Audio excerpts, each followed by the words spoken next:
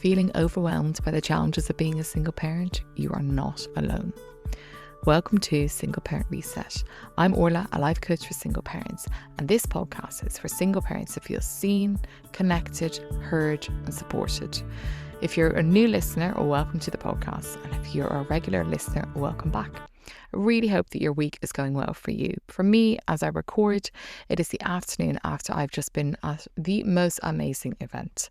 So tomorrow is actually Single Parents Day. So I was at an event that was all about celebrating single parents. And honestly, it's just such a reminder of how amazing we are as single parents. Yes, there are challenges, and yes, it is hard, but wow, we are really inspiring, incredible people. And it's just uplifting. And as you can hear from my voice, I really did enjoy it. So moving on to today, this week's episode, I have a guest. I've got the fantastic Gemma Dean here, who's going to talk all about her single parent story and also the work she does with parents who are going through parental burnout. It's a really good conversation, and she just touches on things that I'm sure we can all relate to. So have a listen, and can't wait to hear what you think.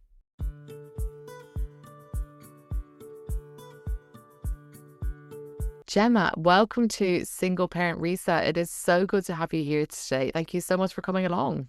Thank you for having me. I'm looking forward to it. Could you, for the listeners who are listening now, could you introduce yourself and tell them a little bit about you? Well, my name's Gemma. I suppose the most important thing to mention is that I'm a mum of three, a co-parenting mum. My children are 11, 9 and 4, so still quite in the thick of it. But about 4 years ago, I started my life coaching journey, and I got qualified to become a life coach. Also did a diploma in counselling and CBT, and then started my business with a passion of helping other parents who had been through parental burnout. And I'm going to ask you the question, but I feel like I know the answer, because anyone who talks has made a business about something, generally they've lived the experience. So did you have parental burnout? I did, yeah. Not only once, probably quite a lot of times, actually. But I didn't realise I didn't even know it at the time, actually, when I was going through it. It wasn't until I was writing a piece for my employer, who I work for currently 2 days a week. I was doing a piece about burnout for them, and I came across the term parental burnout. And I read it and I was like, oh my God, this was me last year. And the more I delved into that topic, the more I realised it wasn't just last year. It was probably when I had 2 children, and then, in and out of burnout.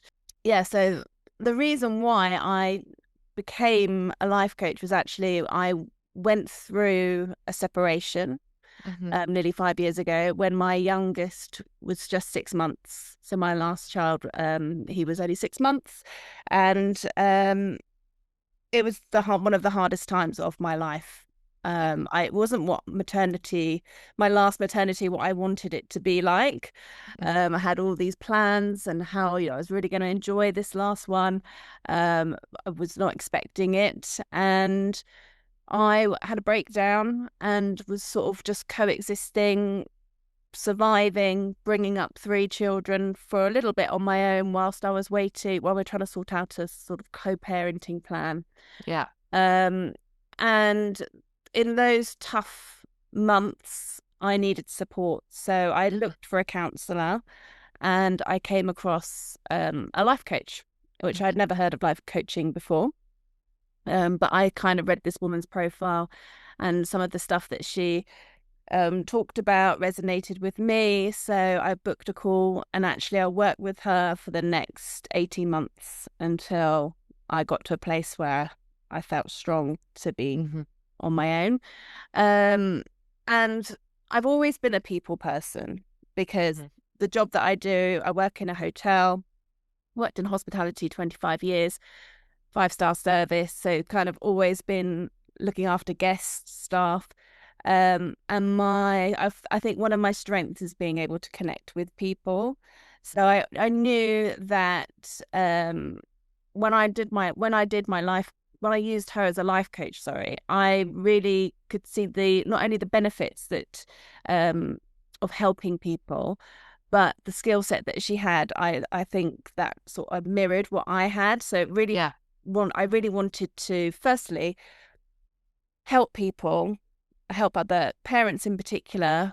I needed a focus, and this was what I was going to focus my time on, was sort of reinventing myself a little bit. But I wanted to do it for me. I wanted to provide something for my kids, and I wanted to. I didn't know I didn't know the start of the journey in the beginning. I just knew that I wanted to stand on my own 2 feet, do something for myself, start my own business, and then I wanted to start talking to parents about something, and that was my own lived story, basically. Mhm. And so I started putting on these workshops, just in my local area about parental burnout, just one standoff workshop. And I remember doing my first one, I think it must have been when Theo was still maybe 1.5, so it was still quite raw. And it was mums in that I had invited to come and attend the workshop. So I knew most people. Yeah. And I got up there and I talked about myself. And it was just interesting what came out of that, because people then felt it was a safe space to share. Yeah. And then what happened was I started to hear other people's stories Mhm. and how they felt. And even though it was a 2 hour long workshop, we really could have gone on for 4 hours, because once people started to feel like it was a safe space, they wanted to keep on going. And the more I delivered that workshop, the more I've heard and feel that people need some sort of space like this. Yeah. So that was how I started my business. I also do one-to-one coaching with parents, mainly in person in this area, but we do online as well. And then the parental burnout workshops developed into the Mindful Parent Hub, Yeah. which started last April. I was introduced to Seema, who does the art therapy side, and we blended the parental burnout with a lot of other content that I've been writing from doing these standalone workshops. And we managed to put a series of 8 weeks together, which covers things like breaking the cycle, boundaries, what's on your parental plate, restoring you, looking at your core values, and Yeah.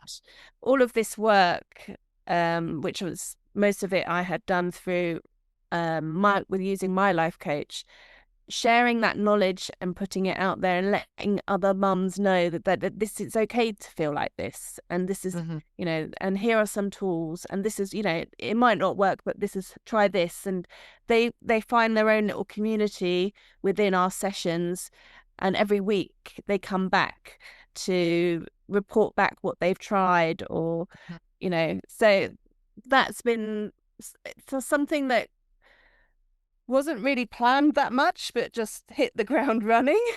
Yeah, amazing. And I love how you've gone from kind of in your own parental burnout to working with your own life coach to now delivering it yourself and Yeah. actually, recognizing the need for this and bringing it into your own community. And there is such a need for it. And even the description you said there of when you started sharing your story and it created the space for other people to open up, I think that's so, so important. And particularly with single parents, this connection piece is huge Yeah. because it can be such an isolating experience and you can feel like you're the only one. No one really gets it.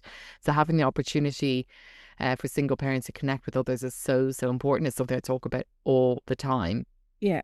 And I'm wondering then as well, for you, when you became a single parent, did you know any other single parents or what was that like for you, that experience? So when I became a single parent, I have a very good friend who is a single parent, but her children are a lot older. Yeah. So she was someone that I called on a lot. But I also met another mum who just happened to be in, I think it was Freya's, my middle one, Mm. um, school classroom WhatsApp. and got chatting, and I found out that she had gone through a very similar experience the year before. So, and she lived around the corner. So that was my, like, she was a real good person that I could ask these hot, like, honest questions to, let somebody know how I was really feeling, because she had literally just gone through it, and there was no shame in that. I think you need to find your people, because for a long time, doing the school run, for example, you know, it is literally just getting the kids dropped off, trying not to make eye contact with people, trying not to get into conversation. You know, I didn't want everyone talking about me, obviously, just, you know, people were going to find out, but there was still this stigma, and I felt ashamed because my youngest was only 6 months, and now I was a single mum. And you know, it's literally doing the drop off and then coming back into this house and sitting there until it was time for pickup.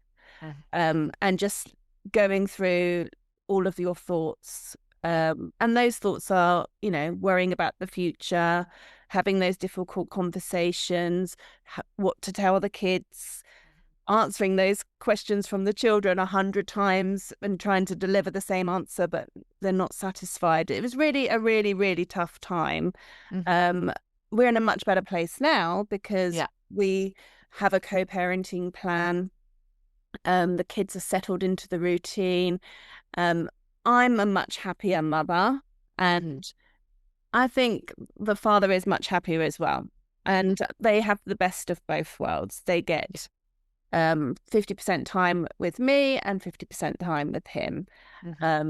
So although we went through that really, really tough time, we've all come out the other side. The last bit now is moving and selling this house, which I'm quite excited about. I'll be sad to leave the area, but I want my own home. I want to make it mine. I want to move to the countryside and have that kind of lifestyle with the children. And it's the last bit of this separation. I'm thinking about when you were in that, you know, you're doing those really tricky, and I know that feeling, the tricky drop-offs, you're just like, no one look at me, no one engage with me, I just can't talk right now. And when you were going home and sitting with those thoughts, what helped you in those moments? Like, what were the things that kind of got you through those moments that were really felt heavy? I was probably in those moments for months before I came out the other side, to be honest. What got me through was finding the key people to help you. That I had 3 really good friends that I knew that if I needed something, they would drop everything to come and help me. I also, like I mentioned, I had a life coach, where those really tough conversations that I would have to have with my ex, or preparing for a moment, or, you know, finding out things about his new relationship would set me right back to square one. I had to use my life coach to get me through those moments.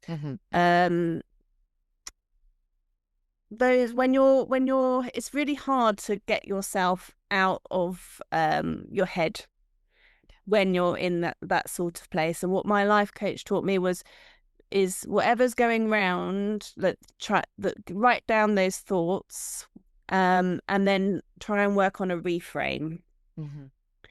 Because, you know, I was going, you know, I was replaying old conversations. There's nothing I could do about it. You know, this is the only thing now that was hurting was me at the time, because he was off living his life quite happily, but I'm putting myself through this distress. And I was angry and hurt for a long time. So I had to work through that process. But at the end of the day, going back to, you know, trying to work out a reframe, was, if I really was honest with myself, I wasn't in a happy relationship, and he wasn't fulfilling my wants or needs. And so actually I am much better off now, because I've got control of my life. We're going to work, you know, we worked out a really good plan for the kids. The main thing is that the kids come first, and that's both of our priorities. And, you know, there probably will still be difficult conversations that we have to have ahead because of the children. But we both now, you know, that I've had to let a lot go. And I think, you know, that only comes with time, that you have to, like, over time, I'm less angry than I was. It doesn't, I think, because I'm in much better place now, and I'm in control of my life. I'm happy. I'm a happier mother. That's my main priorities, is that I want to look back on my journey as a mother, and having those children now is like looking at them and giving them good memories, and we have fun times together. That's my priority, and that's what I work for. Yeah, so kind of focusing on those things kind of has helped you. And you mentioned there with you've a co-parenting plan. So what did that look like, and what have been the challenges for you when it comes to co-parenting? I would first of all recommend if you're going to use a mediator, to try and make sure it's somebody neutral, because we actually used as parents in the beginning, which was not a good idea. Although they had the best interest at heart, we did need somebody, but it probably shouldn't have been them. It's hard in the beginning. We communicated via messaging in the beginning because we couldn't communicate face to face without emotions getting involved, and we didn't want to do that in front of the kids. So I would prepare. I did get some advice, and I think it's important to get some advice of what, you know, because we weren't married. So, you know, I wasn't unsure if I was going to be able to stay in this house. So get some advice, and try and write everything down before you have one of those big conversations, because sometimes, you know, it doesn't go the way that you want. But if you've got everything written down, your points, you're prepared. And sometimes actually I would write it all down, and I would just hand it to the father so that he could read it without me maybe doing my sarcastic tone or whatever, you know, just try, you know, can you read this and then let me know what you think. So it's trying to take that emotion out of it, and trying to find a way that we can communicate to each other. I mean, communication is key for co-parenting. In the beginning, you know, there wasn't that much communication about the children, but now we communicate more and more, you know, what needs to be done, what they need help with.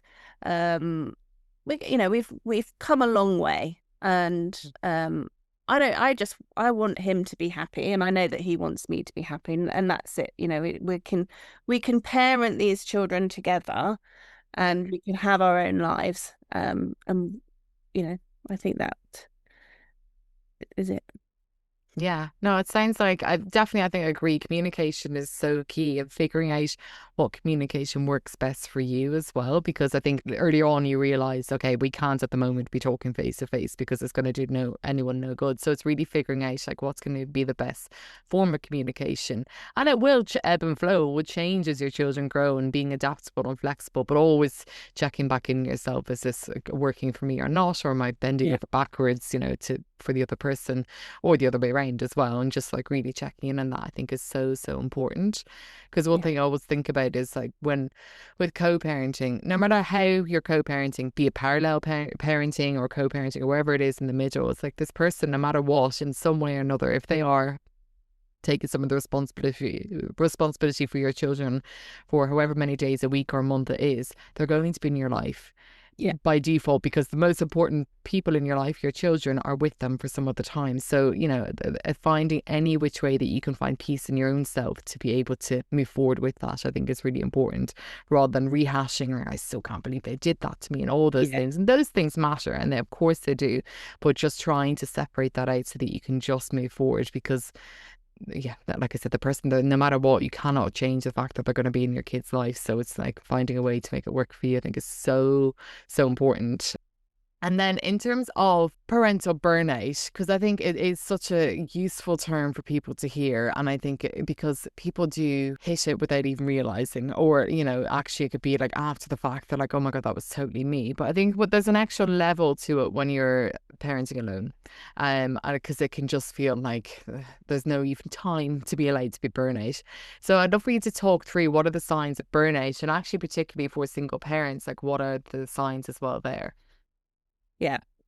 So I would say the top three things for burnout are that you're mentally exhausted. So you might be forgetting things. You can't even your brain is like a fog. So you might not even be finishing proper thoughts. So you're not focusing and you can't concentrate. You might have headaches.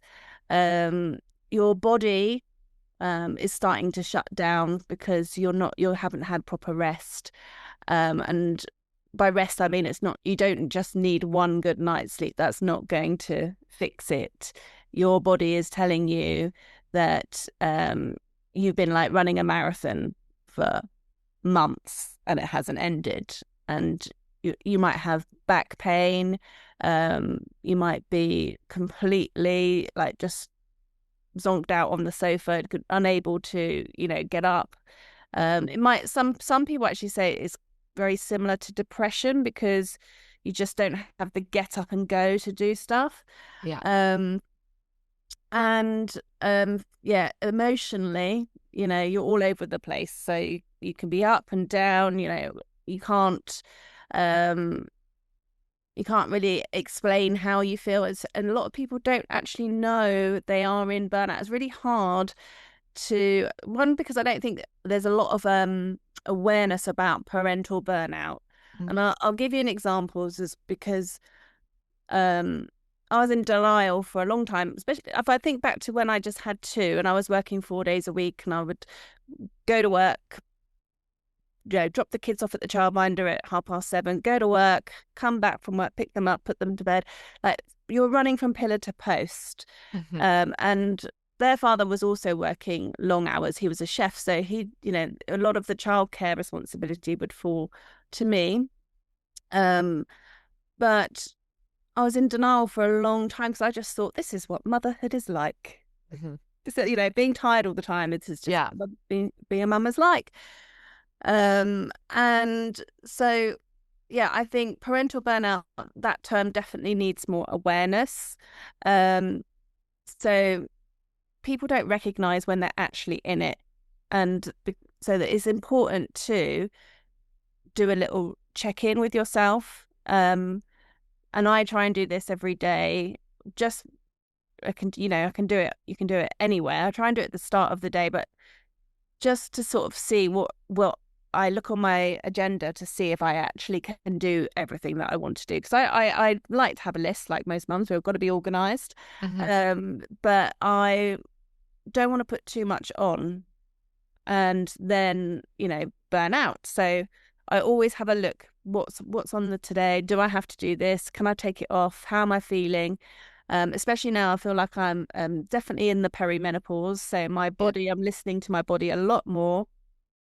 And like today was a restful day on the sofa because I knew that I had a busy week up until today, and the weekend is busy as well.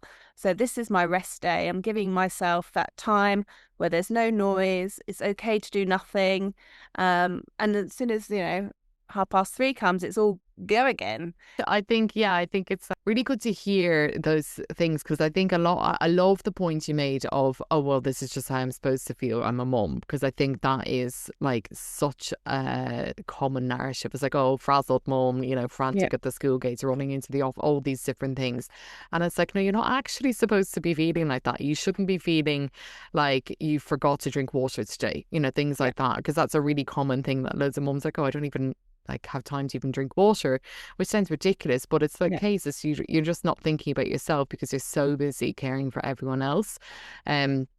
So it's actually recognizing that, okay, you're exhausted all the time, you're constantly forgetting things, or you find you're really tearful or snapping at your kids. It's like it shouldn't actually be that way. So there's a lot you can do to actually start putting the support in around you and doing different things so that you can start to feel a lot more regulated. Because Yeah. I mean, of course there's going to be peaks and troughs in your mood, we're women, of course, but it shouldn't be so sporadic and so like dropping off a cliff and back up again and things like Yeah. that. And if that's the case, then there's more at play, I think, is really important. So I like the idea of looking what you've got on this day and this week, and actually how am I feeling towards those? What do I need to Yeah. support me around those things is so key.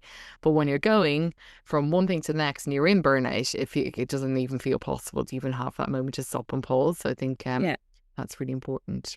One of the things which, when I mention in my workshops, which resonates with other mums, but is a good sign of whether you're in burnout is, and I know I constantly review this with myself, is whether I've laughed with my kids, because sometimes being on your own when you're doing the parenting job on your own, you do a lot of the jobs, like getting them dinner, cleaning the house, putting them to bed, doing the story, whatever it is. You go through the motions, but there's no joy, Mm-hmm. or there's very little laughter. And that, when you're just going through the motions, for me, is a sign of burnout, because you're not you're not present. I want to be able to get down and connect with each of my children at some point in the day. Yeah. And if I'm too tired and I can't do that, or I'm sitting on my phone or just scrolling because I need to zone out some other way, that's for me a sign that I could be going or in burnout, because I'm not engaging with my kids. Yeah, that's a really good one, actually. And I noticed for myself, because sometimes so my son's school is literally like 2 minutes away. It's like a 2 minute walk down the end of the road, which is so handy, I must say. But there'll be some mornings where I'll drop him off and I'll like be walking back up, and I was like, I don't think, like, I know I spoke to him, but I don't think I actually engaged with that child. So, like, I just feel like I was so disconnected because I was so in my head about other things. Yeah. And I don't feel guilty about it when it happens. I'm like, it's more, okay, you've got the awareness. Obviously, Yeah. let's go home and look at what's on today and, like, see what we can do, because obviously your head's in another place at the moment. So it's being able to check in and realize those times where you're like, oh God, I haven't actually been like that, like involved with my kids, or that connected with them, and not feeling guilty for it, being like, great, I know that. Okay, I've got the awareness now. Now what can I do about that? Rather than thinking, oh yeah, I'm a busy mom, that's how I'm supposed to feel. I think that's really important. Yeah. Yeah, and especially I think when you're parenting alone, I love when you mentioned the word joy. I've done like episodes about bringing joy into single parental, because it can just feel like just relentless, and like you've just got everything's on you, and there's all the practical side of things, but also there's a heavy emotional side of things. And it can feel like there's no room for joy, but actually the more you can seek it out and find those mini moments and create like a household where there is joy and you seek it out, it can just make things so much. It doesn't get rid of the lighter or the heavier stuff, but it does make things just Yeah. feel a little bit lighter, and it can just bring a playful atmosphere into your households. For you, in terms of your single parent journey, when you're looking back at it now, what advice would you have for other people who are maybe at the beginning of it, or they've been in it for a while, but they're like, I just am struggling here? What advice would you have for them to help them move from feeling like this is really, really hard to feeling actually seeing the positives of it and enjoying their single parent experience? Yeah. I mean, there are lots of groups now, I mean, just solely for single parents as well. There is starting to get more workshops out there for parents and communities for parents. So the Mums Who Build, for example, as I know you're on Walthamstow, they're a great community. I think it is about finding your people, what works for you, because talking to people who get it makes you feel like you've got support, and you can ask questions, and you can also be honest with how you're feeling to them, because they've been there. So I would surround yourself with the right type of people. Get support. If we need to be better at asking for help. I'm a bit the other way. I'm a bit of a helper, and I like pleasing people. So I'm always trying to. I need to say no more. But yeah, find people who can support you, ask for help, find those support groups, or if you need counseling or coaching or whatever, find the right people. It is tough, but you don't have to do everything today.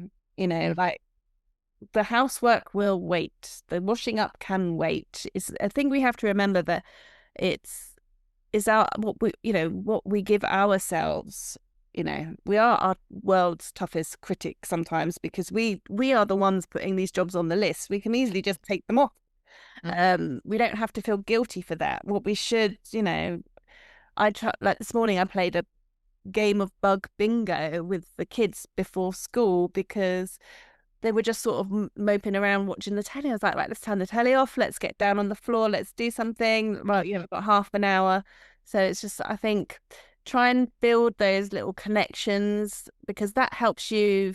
That fills my cup when I'm doing that with my kids. It makes me feel like, oh, yes, I'm a good mum. I'm enjoying these moments. So yeah, those are the things that I would recommend. Yeah. And I think I like the idea of the, what's on your list and actually you've put on your list there. And one thing that I think is a really good reframe for if you've got a really messy house and you didn't get around to do the laundry today, but actually it's because you were spending time with your children or bedtime is a bit longer because they wanted more books. And you can reframe it as like, I made the choice today to spend more time with my children. So that's a sign of me actually doing that, which is aligned with my values as well. And that can be done later. So not thinking, oh my God, I didn't get the laundry done. It's like, oh, I didn't get that done because I did this other thing over here. And actually knowing that we always have choices and it's just choosing what you're prioritizing and that's totally on you.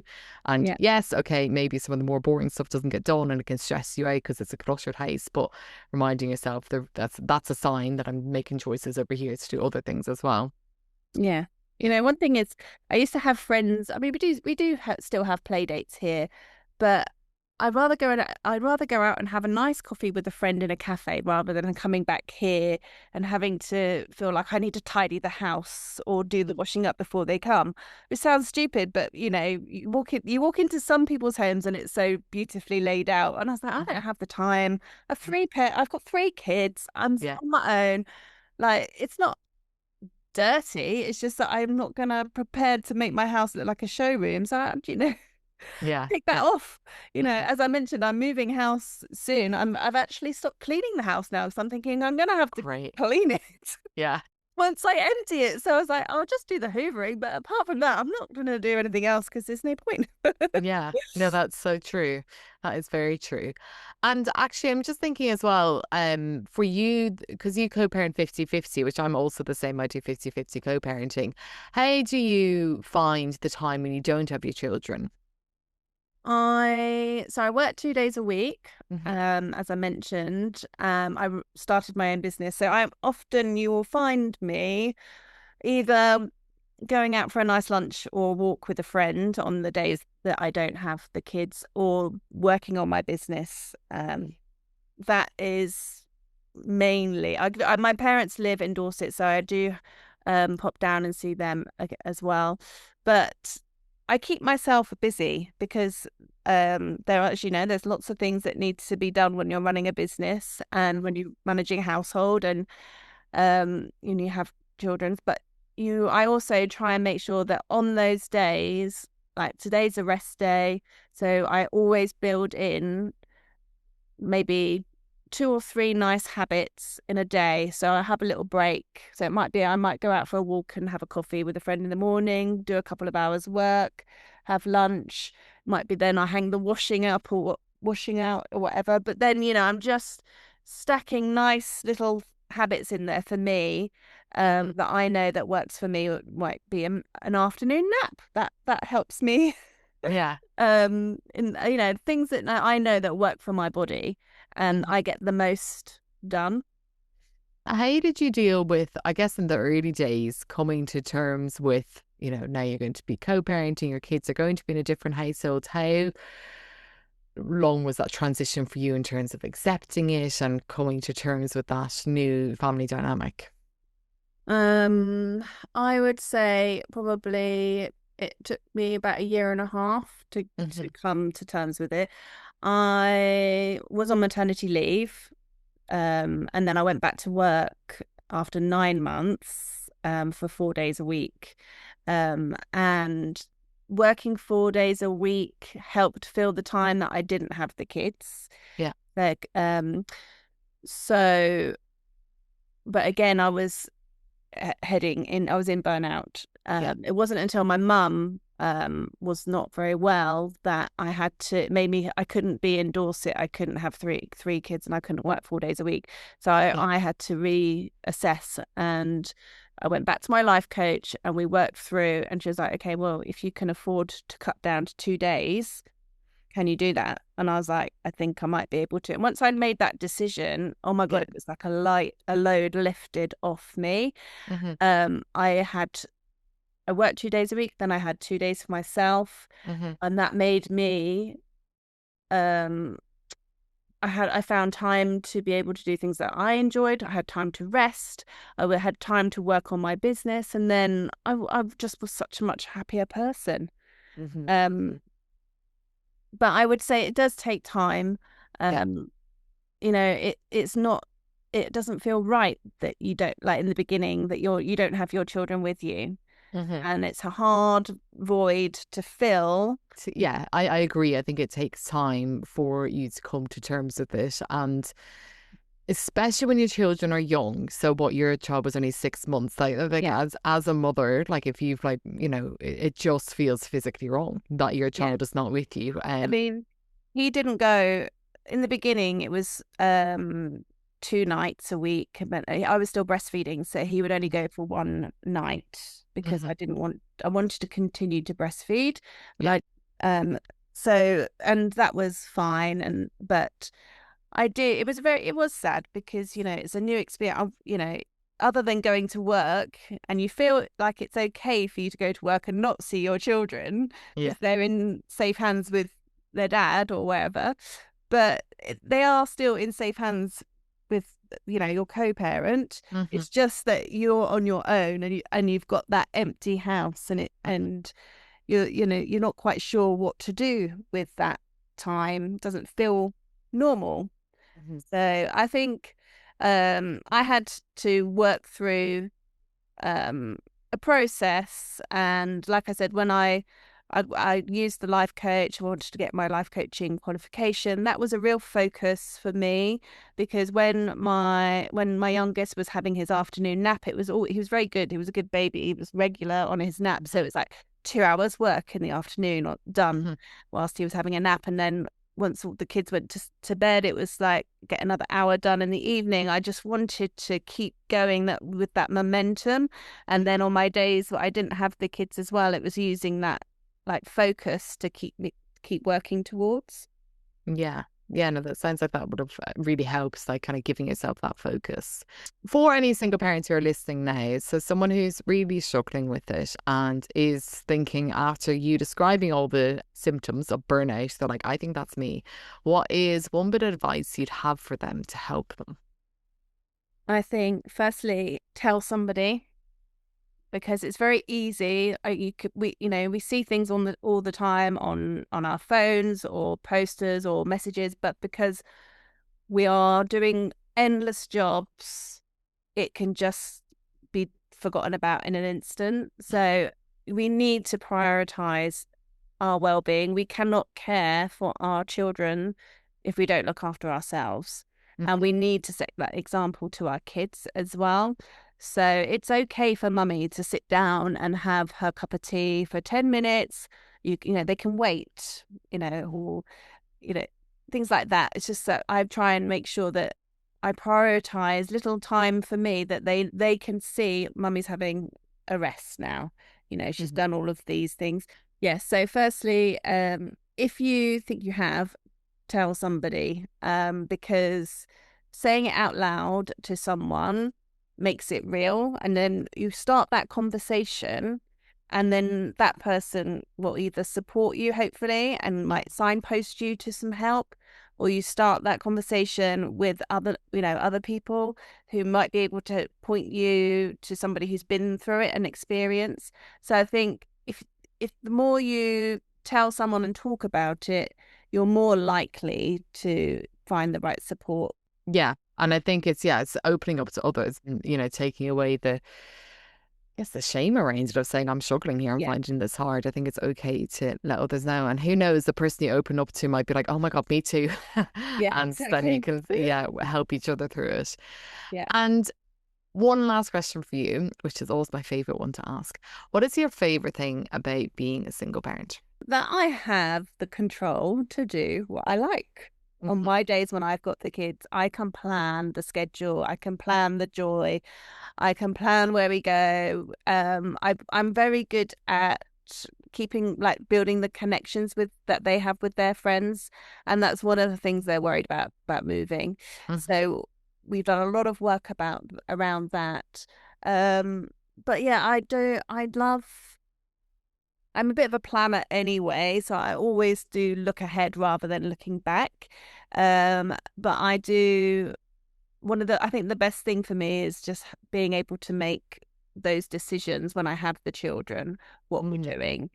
My middle one, however, feels like she's in control, and she's she's the organizer, and I will tell them what they're doing, and she will retell me what we're doing. It's quite funny. I love She that. thinks she's in control. Oh, that's brilliant. Oh yeah, that sense of just getting to do whatever you want. I think it's great. Yeah. Amazing. Well, Gemma, it's been so good to have you here and hear all about your experience of single parenthood and what it's been like for you. And for anyone listening who wants to hear more about the amazing work that you are doing, where can they find you? So you can find me on the normal social platforms like Instagram and Facebook and LinkedIn. Gemma Dean Life Coaching is the website, and Reset with Gemma is Instagram. And we are putting on workshops, as I mentioned, for the Mindful Parent Hub. That's in East London at the moment. And we are building hopefully something that will come online. We've had a lot of requests for online. So we are looking at that, and hopefully that will come out later in the year. Amazing. Brilliant. Well, thank you so much again for coming today. And it's been great to chat to you. Lovely. Thank you. Thanks for having me.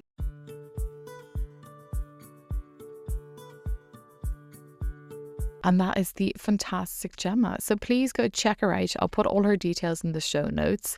And yeah, I think what she's doing is amazing and so, so needed. So please go follow her and check out everything about her. And as for me, if you want to hear more about the work that I'm doing, go to my website. It's solascoaching.com, SOLAS coaching.com. And on there, you can see more about the one-to-one coaching that I do and also the work that I do within workplaces to be more supportive and inclusive to single parents. So if you want me to come into your workplace and do a talk to the single parents in your workplace, that is something I do and absolutely love to do. So check out my website, or you can also find me on Instagram. Solas Coaching is the handle.